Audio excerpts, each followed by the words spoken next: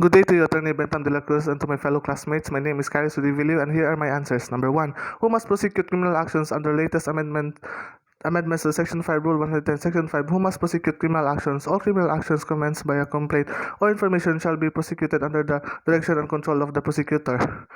Number 2, when is a complaint or information deemed sufficient? Under Rule 110, Section 6, a complaint or information is sufficient if it states that the name of the accused, the designation of the offense given by the statute, and the acts or omissions of complaint of this constituting of the offense, to the name of the offended party, and the approximate date of the commission of the offense, and the place where the offense was committed. Number 3, what are the elements of a prejudicial question? Under Rule 111, Section 7, the elements of prejudicial questions are: Paragraph A, the previously instituted civil action involves an issue similar and intimately related to the issue raised in the subsequent criminal action, and B, the resolution of such issue determines whether or not the criminal action may proceed. Number 4, define preliminary investigation and where is it required. Under Rule 112, Section 1, preliminary investigation is an inquiry or proceeding to determine whether there is a sufficient ground to engender a well-founded belief that a crime has been committed and the respondent is probably guilty thereof and should be held for trial. Number 5, where is the inquest investigation? What is inquest investigation? Section 7, Rule 112.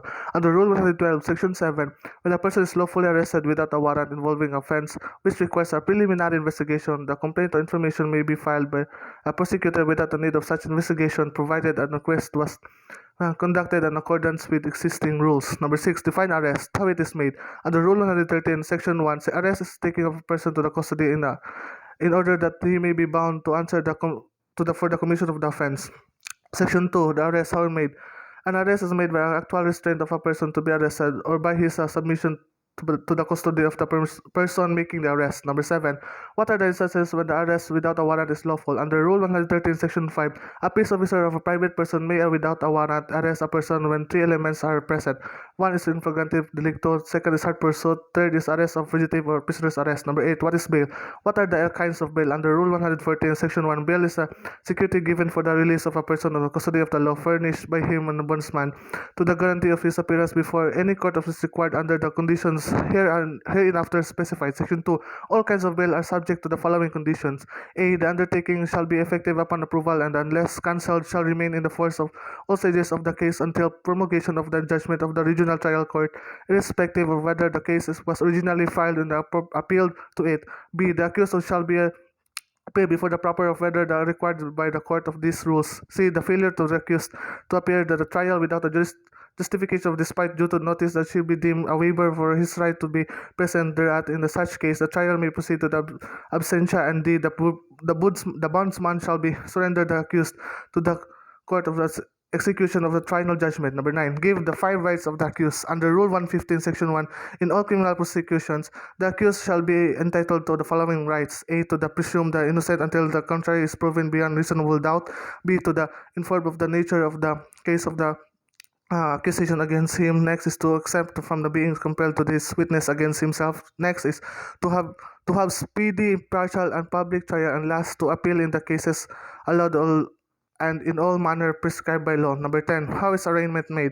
Under Rule 116, Section 1, the arraignment shall be made in open court by the judge of the clerk, or furnishing the accused without a copy of a complaint or information, reading the same in the language of dialect known to him, and asking him whether he pleads guilty or not guilty.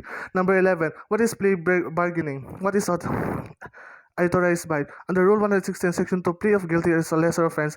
At arraignment, the accused, with the consent of the offended party of the prosecutor, may be allowed by the trial court to plead guilty or to a lesser offense with the necessary included in the offense charge. After arraignment but before trial, the accused may be still allowed to be plead guilty to said lesser offense after withdrawing his plea of guilty, not amendment of the complaint or information is necessary. Number 12, what are the instances where the arraignment may be suspended? Under Rule 116, Section 11, suspension of arraignment. Upon motion by a proper party, the arraignment shall be suspended in the following cases. A, the accused appears to be suffering from an unsound mental condition which effectively renders him unable to fully understand the charge against him and the plead intelligently thereto. In such case, the court shall order his mental examination and the desire of his confinement for such purpose. B, the existence of prejudicial questions. And C, a petition for review of the resolution of the prosecutor independent of either the Department of Justice and the Office of the President, provided that the period of a suspension shall not exceed 60 days counted from the filing of the petition of the reviving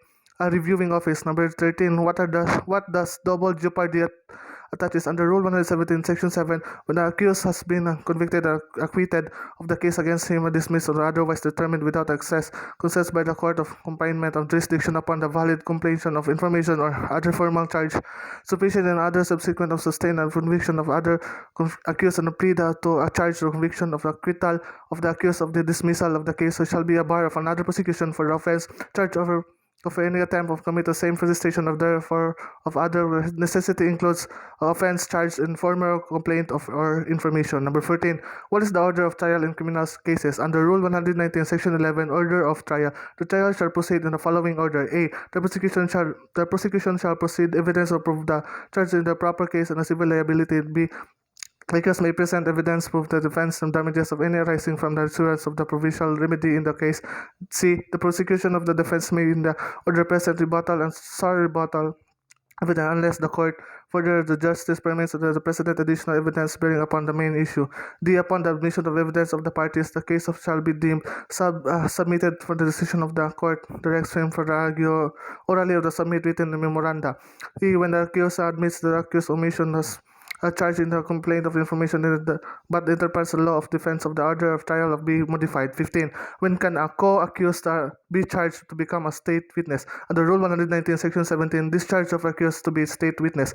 When two or more persons are jointly charged with the commission of any offense upon the motion of the prosecution before resting in case, the court may direct or one more accused be discharged with their consent, and there may be witnesses for the state when after requiring the prosecution of present evidence, the sworn statement of the proposed state witness of the hearing of the support of the discharge. Number 16, define judgment. Under Rule 120, Section 1, judgment is the adjudication by the court that the accused is guilty or not guilty of the offense charged and the position of him in the proper penalty and the civil liability. 17. Defines search warrant. Under Rule 126, Section 1, a search warrant is an order or written issued by the name of the people of the Philippines, signed by the judge and directed by the peace officer commanding him to search for personal property described therein and bring before the court. 18. What are the requisites that order the search warrant be issued? Under Rule 126, Section 4, a search warrant shall not issue except upon probable cause if the correction of the specific offense be determined personally by the judge after examination under the oath, affirmation of the complainant of the witness has been produced by the particularly describing the place of research and the things to be seized which is may be anywhere in the Philippines. Number 19. What are the personal property subject of search and seizure?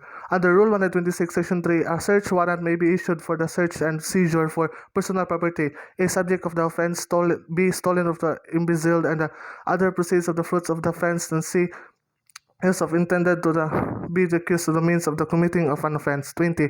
What are the qualifications of a witness? Under Rule 130, Section 21, all persons who can perceive and perceiving can make known their perception of other may be witnesses to a religious or political belief interest of the outcome of the case and conviction of the crime unless otherwise provided by law shall not be a ground for disqualification. That is all, sir, and thank you.